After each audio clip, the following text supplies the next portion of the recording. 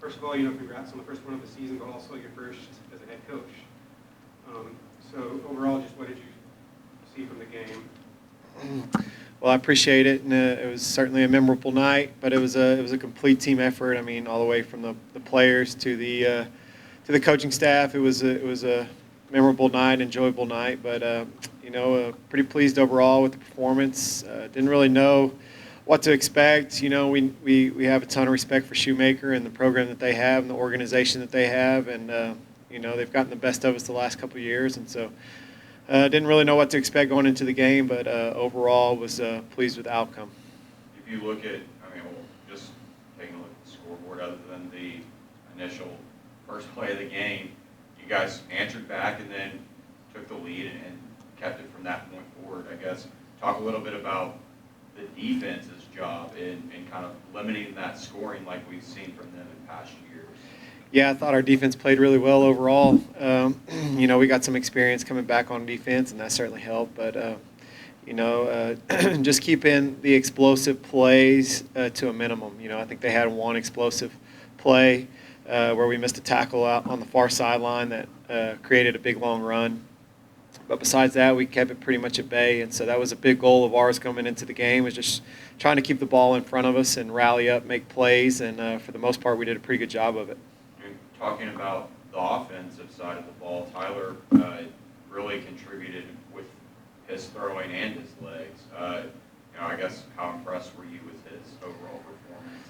Yeah, we felt like Tyler, had a good game, but it was certainly a team effort as far as the offensive line didn't do their job. If the receivers didn't do their job, then he wouldn't have been able to do some of those things. But certainly pleased with his performance for the first game right out of the box. Thought he did some good things in the running game.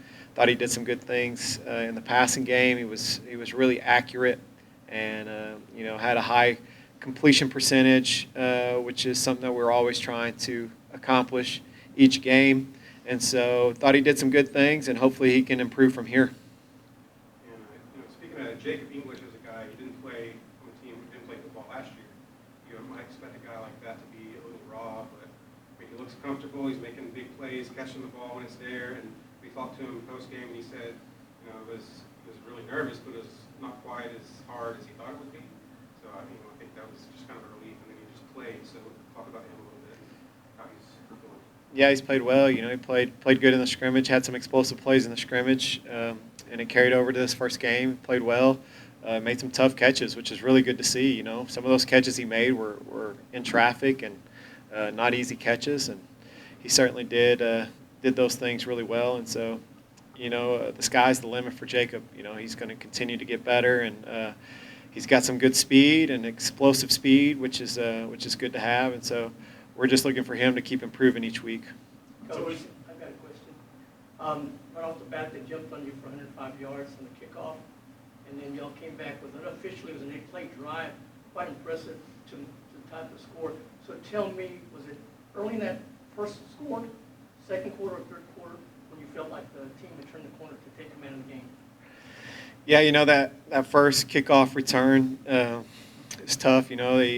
We kicked that thing. We were trying to kick it out of the back of the end zone. We felt like with the wind at our back, we could get that thing out of the back of the end zone. He hit it good. It just carried about halfway to the end zone, man. That guy, he caught that thing and took it to the house. And so that was a tough way to start the game.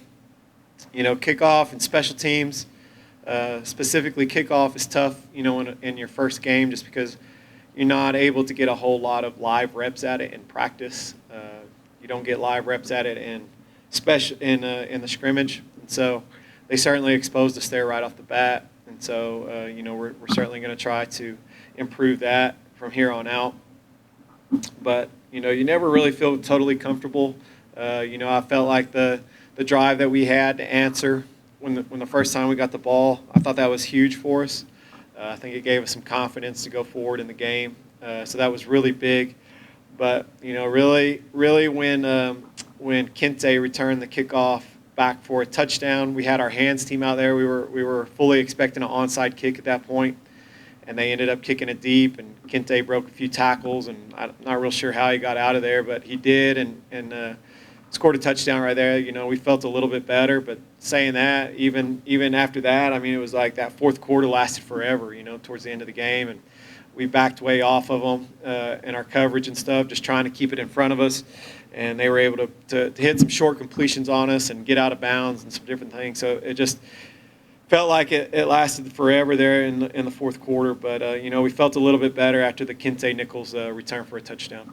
It's always easier to watch film and try to learn from the film session when you're coming off a win. So what's going to be the biggest focus of practice going into this week? Just overall improvement. I mean, we're a work in progress, and we've got to get better at every phase. We got to get better offensive, defensive, special teams, and we're going to try to do that this week. But we had a good practice this morning. It was certainly better than last Monday's practice, so that was encouraging.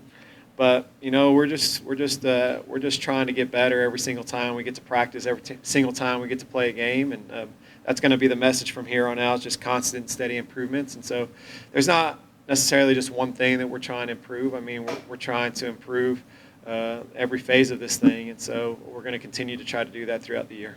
If you've been coaching for a long time, and this might seem like an obvious kind of thing, but you've been on the side of winning in week one, obviously, and then you've been on losing in week one, like last season, and there's been other Right.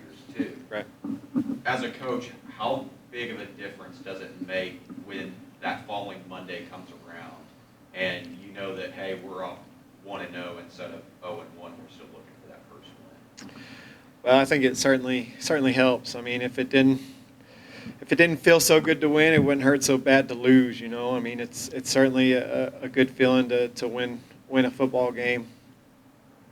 But yeah, I think we celebrated it for 24 hours. That's kind of our procedure. We're going to celebrate it hard for 24 hours because we do want to celebrate victories because they're hard. They're hard to get.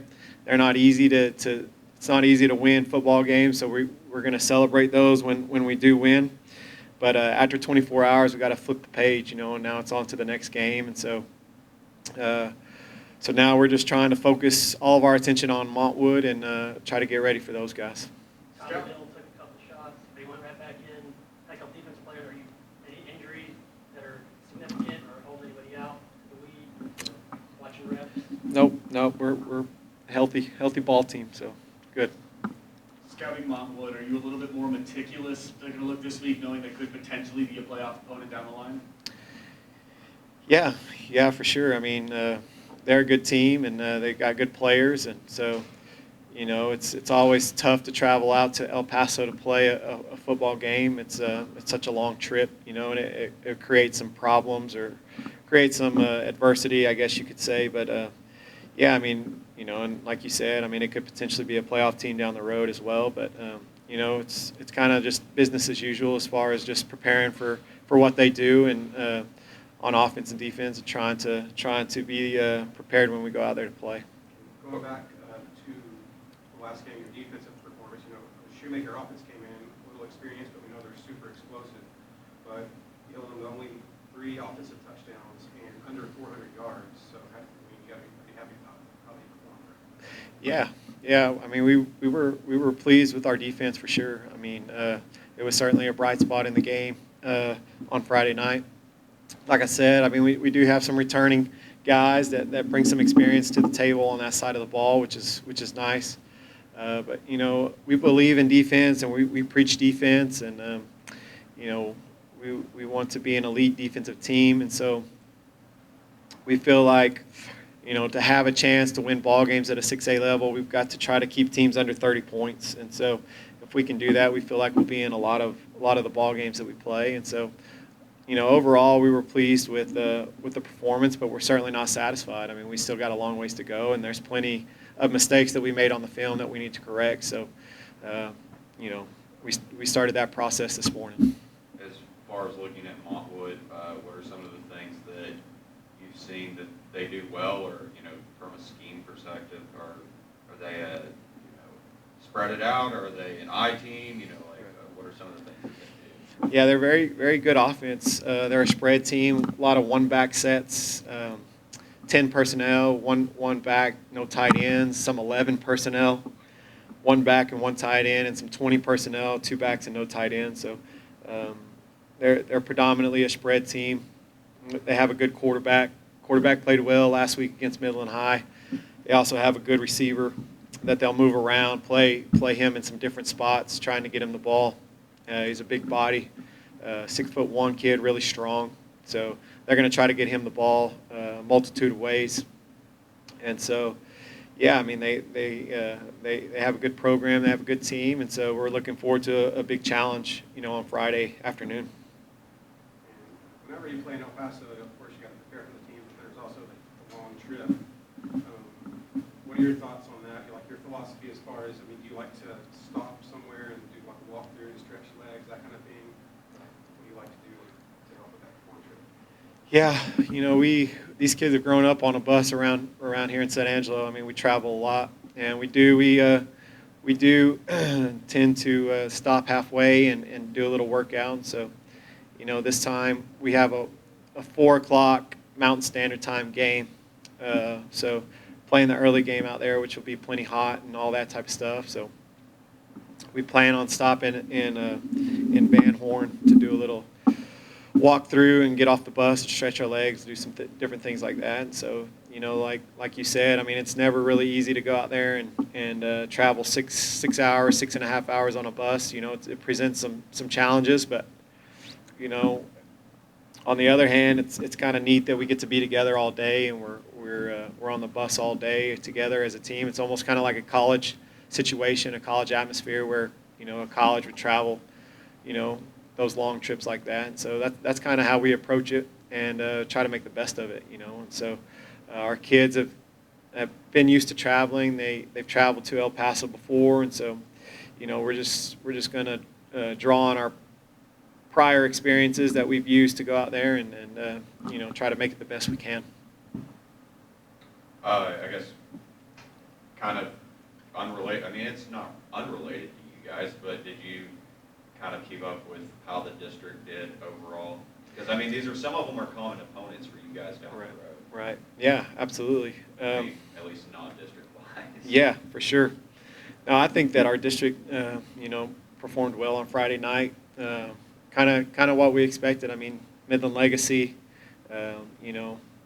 beat Amarillo High pretty handily. Midland High played Montwood, which obviously we watched that one pretty close. I thought Midland High looked really good in Coach Fortune's first game. Thought they played well. Odessa High almost beat Monterey on Thursday night, and that was a good game from what I understand.